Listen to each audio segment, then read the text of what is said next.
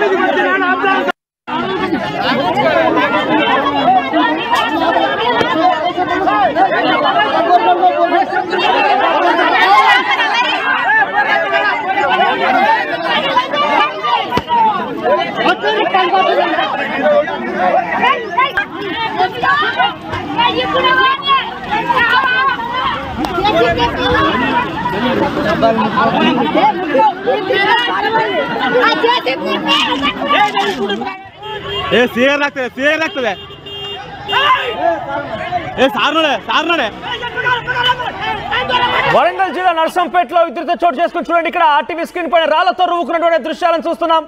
రాళ్లతో పరస్పరంగా ఒకరిపై ఒకరు దాడి చేసుకుంటున్నారు. పోలీసుల మధ్యలో ఉన్నారు. ఒకరినొకరిని అక్కడి నుంచి పంపించేందుకు ప్రయత్నం చేస్తూ వారు కూడా ఆ రాళ్ల దాడిలో చిన్న గాయాల పాలయ్యారు. పోలీసులపై కూడా రాళ్లు రువ్వుతున్న దృశ్యాలను చూస్తున్నాం. ఈ దాడిలో బాలకృష్ణ అనే యువకుడి తలపై చాలా బలంగా ఆ బండరాయి తగలడంతో తీవ్ర రక్తస్రావం అయింది. గాయాల పాలయ్యాయి. ఇక్కడ చూస్తూ ఉంటే ఒక వర్గమో ఒక రియల్ ఎస్టేట్ సంబంధించిన వ్యక్తులేం కాదు, ఒక గ్రామే బహుశా అక్కడికి వచ్చినట్టు కనబడుతోంది. మాదన్నపేటలోని సర్వే నెంబర్ 111లో ఈ ఘటన చోటు చేసుకుంది. అక్కడికి ఇరు వర్గాలు చేరుకొని ఒకరిపై ఒకరు పరస్పరంగా రాళ్లతో రువ్వుకున్నారు. ఒకరిపై ఒకరు దాడి చేసుకున్నారు. పోలీసులు కూడా లాఠీ చార్జ్ చేయాల్సి వచ్చింది అక్కడ వారిని తొలగించడం కోసం, అక్కడి నుంచి పంపించడం కోసం. దీనిపై మరిన్ని అప్డేట్స్ వెంకటరత్నం అందిస్తారు. వెంకటరత్నం, ఏం జరిగింది అసలు? ఈ భూమికి సంబంధించి వివాదం ఏంటి? అక్కడ దాడికి పాల్పడ్డ వారు ఇరు వర్గాల వారు ఒక గ్రామానికి సంబంధించిన వారా, లేదంటే ఇద్దరు పార్టీసా, కుటుంబ వ్యవహారమా? అప్డేట్స్ ఏంటి?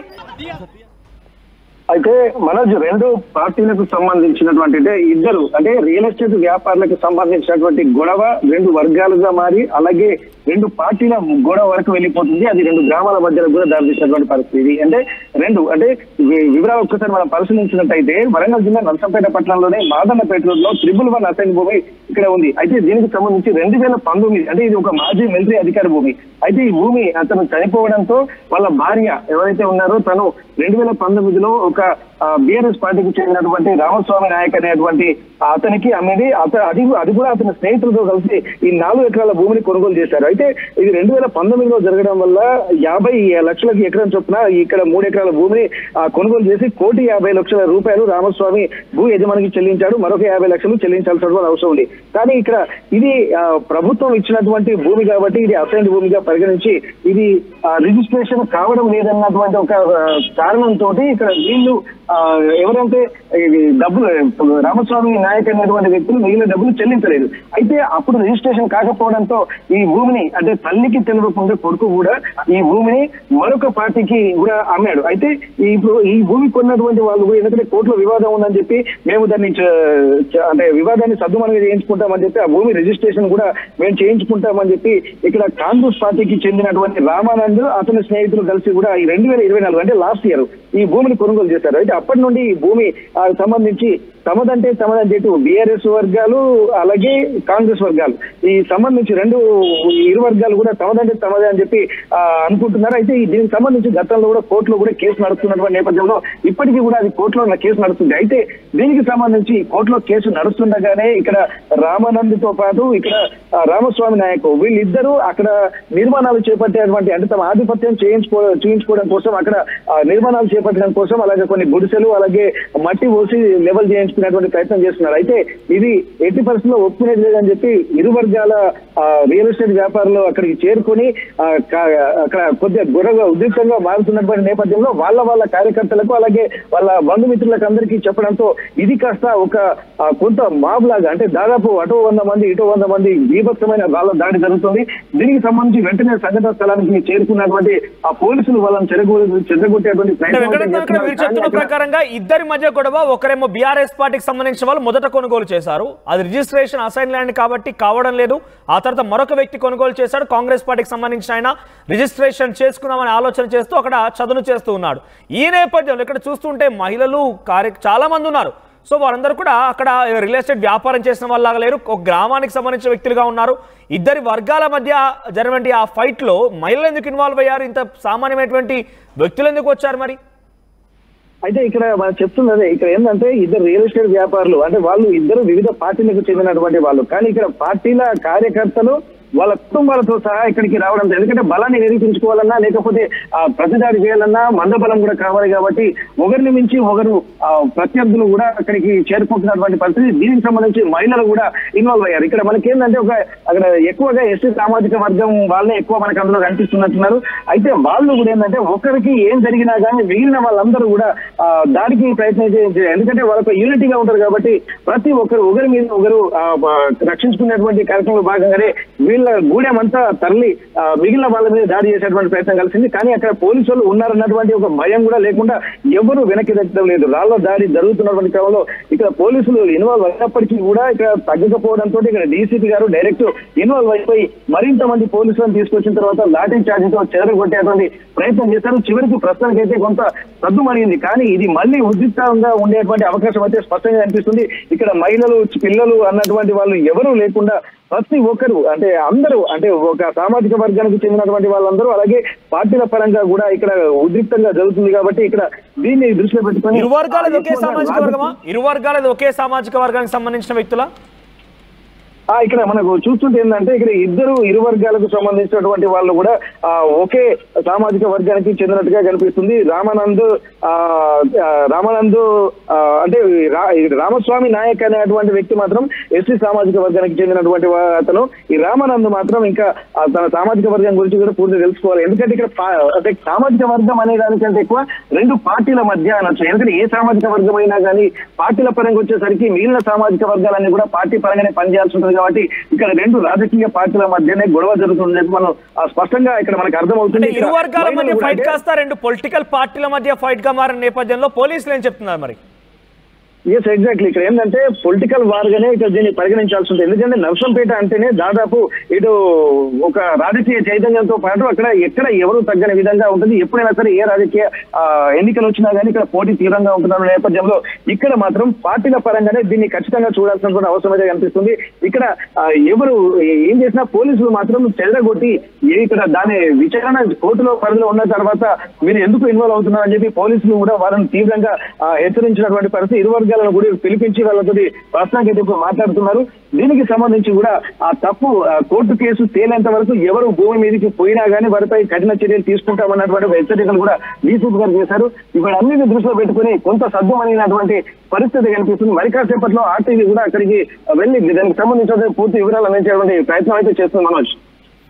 రైట్ వెంకటరత్నం, వరంగల్ జిల్లా నర్సంపేటలోని ఒక సర్వే నెంబర్ 111 సర్వే నెంబర్లోని ఒక భూమి వివాదం కాస్త ఇరు పార్టీల మధ్య కాంగ్రెస్ వర్సెస్ బీఆర్ఎస్ గా పొలిటికల్ వార్ కి దారితీసింది. ఈ 111 సర్వే నెంబర్లో గల భూమిని గతంలో ఒక బీఆర్ఎస్ పార్టీకి సంబంధించిన ఎస్టీ సామాజిక వర్గానికి సంబంధించిన రామస్వామి నాయక్ ఎగ్జాక్ట్ గా ఆయన కొనుగోలు చేసినట్టు తెలుస్తోంది. ఆ తర్వాత నుంచి కొంత పేమెంట్ కూడా చేశాడు. కాస్త పేమెంట్ ఆలస్యమైంది, రిజిస్ట్రేషన్ కావడం లేదు. అదొక అసైన్ భూమిగా తెలుస్తోంది. అయితే రిజిస్ట్రేషన్ కాకపోవడంతో ఆయన మిగిలినటువంటి ఆ పేమెంట్ నిరాకరించినట్టు తెలుస్తోంది. అంతలోనే ఇక పేమెంట్ అవ్వడం లేదు, ఆ రిజిస్ట్రేషన్ కూడా కావాలేదని చెప్పి ఆ అమ్మినటువంటి వ్యక్తి ఎవరైతే ఉన్నారో ఆ కుటుంబానికి సంబంధించి తన కుమారుడు మరొక వ్యక్తి కూడా ఇదే రకంగా ఈ భూమిని కట్టబెట్టే ప్రయత్నం చేశాడు. అయితే ఆ రెండవసారి కొనుగోలు చేసిన వర్గం కాస్త కాంగ్రెస్ పార్టీకి సంబంధించిన నాయకుడిగా తెలుస్తోంది రామానంద్. ఆయన కూడా ఆ భూమిని కొనుగోలు చేశాడు. ఈ నేపథ్యంలో కొన్ని రోజులుగా ఈ వివాదం కొనసాగుతుంది. ఈ రోజు తారాస్థాయికి చేరింది. ఏకంగా తమ బంధు బలగాన్ని తమ కార్యకర్తల్ని అందరూ అక్కడికి ఒక్కసారిగా గుమికూడిన విధంగా చేసి ఇరు పార్టీల మధ్య ఇది కేవలం ఒక భూతగాదగా చూడలేం, పొలిటికల్ వార్గా మనం చూడాలి. ఇరు పార్టీల మధ్యకు సంబంధించిన బీఆర్ఎస్ కాంగ్రెస్ కార్యకర్తలు అక్కడ పెద్ద మొత్తంలో చేరిపోయి పరస్పరంగా ఒకరిపై ఒకరు రాళ్ల దాడి చేసుకున్నారు. ఈ దాడిలో బాలకృష్ణ అనే వ్యక్తికి చాలా తీవ్రంగా గాయాలయ్యి ఆసుపత్రి తరలించారు. ఈ దాడిని చూస్తుంటే ఒక సై సినిమా తరహాలోనే దుమ్మి ఫైట్ అని చెప్తూ ఉంటాం కదా, అటువంటి ఫైట్ లా కనబడుతోంది. అక్కడికి చేరుకొని రాళ్లతో పరస్పరంగా దాడి చేసుకోవడం, అక్కడ నుండి వచ్చిన గుడిసెని అక్కడి నుంచి తొలగించడం. చూడండి ఇక్కడ రాళ్ల దాడి రకంగా చేస్తున్నారు. పరస్పరంగా ఆ మట్టి తొలగించిన నేపథ్యంలో మట్టి దగ్గర ఉన్నటువంటి ఆ రాళ్ళని వాటిని కూడా పరస్పరంగా ఒకరిపై ఒకరు దాడి చేసుకుంటున్న దృశ్యాలు మనం చూస్తున్నాం. పోలీసులు అక్కడికి వెళ్ళిపోయి లాఠీ చార్జ్ చేసి వారందరినీ కూడా అక్కడి నుంచి తొలగించే ప్రయత్నం చేస్తారు, అక్కడి నుంచి పంపించే ప్రయత్నం చేస్తారు. కానీ ప్రజెంట్ అయితే ఇంకా అక్కడ ఉద్రిక్తత కొనసాగుతూనే ఉండి ఎప్పుడు ఏ క్షణం ఏ రకంగా మళ్ళీ దాడి జరుగుతుందో అర్థం కాని పరిస్థితుల్లో పోలీసులు పెద్ద ఎత్తున మోహరించి ఉన్నారు. చూద్దాం మరి ఏం జరుగుతుంది అనేది.